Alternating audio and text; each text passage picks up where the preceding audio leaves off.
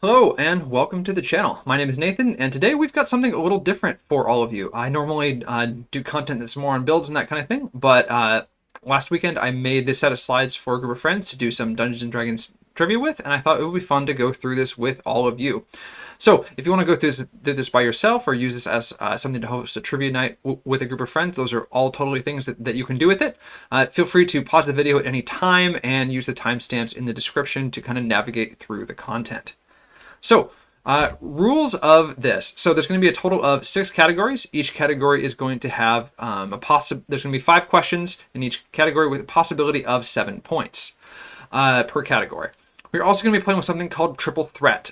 So once I show the categories on the next slide, each person is going to be able to pick a category they want to be their triple threat category. All questions that you get right in triple threat are going to be worth 3 points, and there's no penalties for wrong answers in your triple threat category. So you could potentially get, instead of 7 points, you could potentially earn a maximum of 21 points in your triple threat category. So the total possible amount of points for this whole set of trivia is 56, and it would be really cool if you have to comment if you're going through this on your own of what category you picked for your triple threat and what your overall score is, and I would love to see how well you guys do. The scope of these questions are designed to be covering the Player's Handbook, Xanathar's Guide to Everything, Tasha's Cauldron of Everything, the Dungeon Master's Guide, and a little bit of the Monster Manual from at least the 2014 edition of the rules. Some additional rules: no distractions, so don't be on your phone, don't be looking at answers in the books. Whoever's hosting this and your moderator should give you an automatic 0 for your category if you are caught doing that. And of course, I am the ultimate arbiter for all the question answers, although of course your host can feel free to moderate and give points for answers as they choose. So let's jump right into the category. So our 6 categories today are classes and subclasses, feats, the grab bag of holding, spells and spellcasting, multiclassing, and the handy haversack. So feel free to pick your triple threat category now. And once again, there are 5 questions per category and 7 points possible per category. All right, so let us move into our first category, which is going to be classes and subclasses. So question 1, how many unique classes are there, including content from Tasha's? Is it A, 10, B, 11, C, 12, or D, 13? Question 2, which of these subclasses was introduced in Xanathar's? Is it A, the Knowledge Cleric, B, the Horizon Walker Ranger, C, the Circle of Spores Druid, or D, the Fathomless Warlock? Question 3. The Dungeon Master's Guide adds 2 new villainous class options. What are they? You need to name the class and subclass. Each correct answer will give you 1 point. For a possible total of 2 points on this question. Question 4. What level do the 1/3 casters, so Eldritch Knight Fighter and Arcane Trickster Rogue, get their 3rd level spell slots? And final question of this category. Most classes get their subclass at level 3. Clerics and Warlocks get it at level 1. Which 2 subclasses get their subclass at level 2 for 1 point each? All right, answers for our first category. Number 1 is D, 13 classes. So there are 12 classes in the Player's Handbook, and Tasha's adds a 13th class, the Artificer. Number 2 is B, the Horizon Walker Ranger. The Knowledge Cleric is from the Player's Handbook, and the other 2 classes are from Tasha's.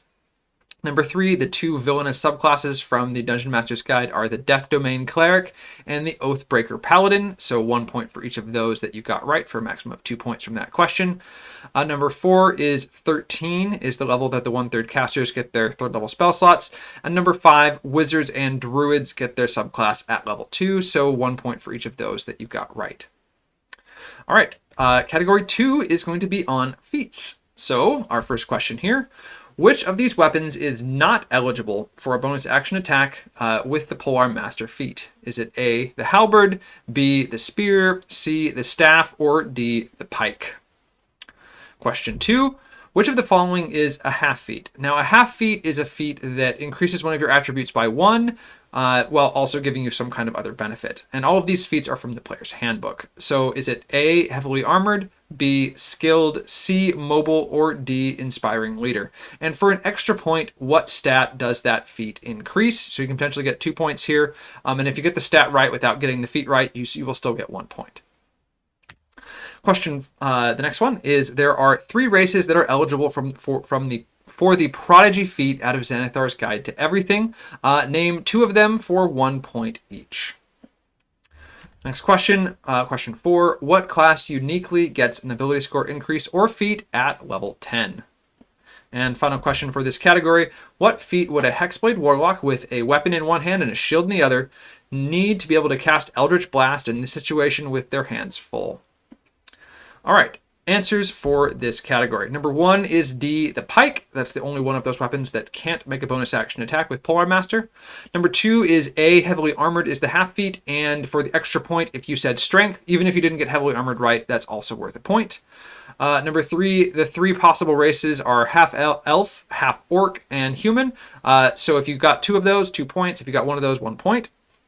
Number 4, rogues uniquely get a feat or ability score increase at level 10.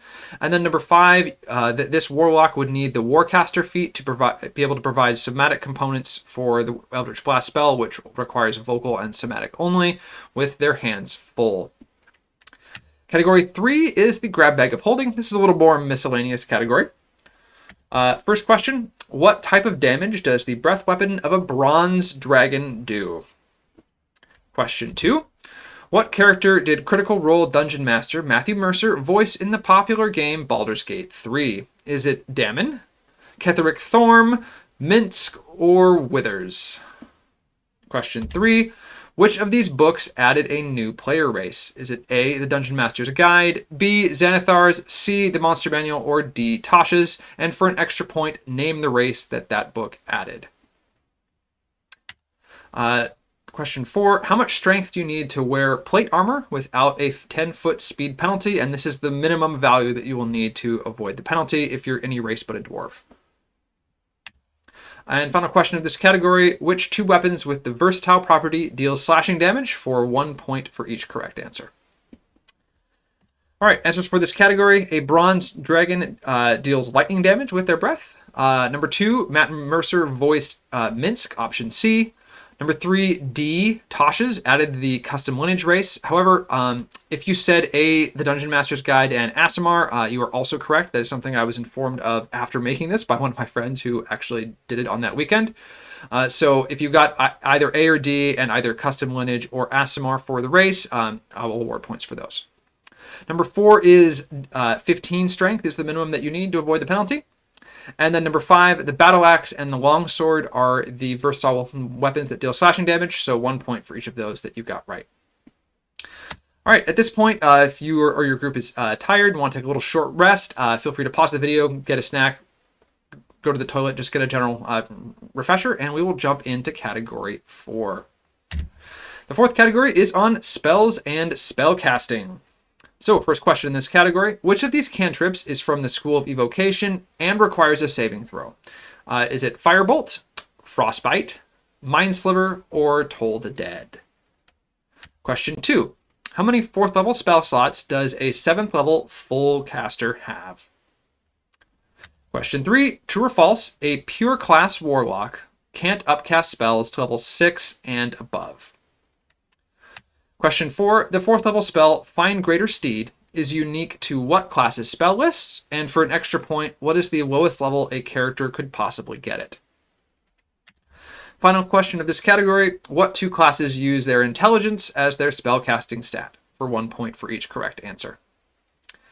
All right, answers. Number 1 is B, Frostbite. Firebolt is from the School of Evocation, but makes an attack roll. The other 2 options make cause the target to make a saving throw, but they are not evocation.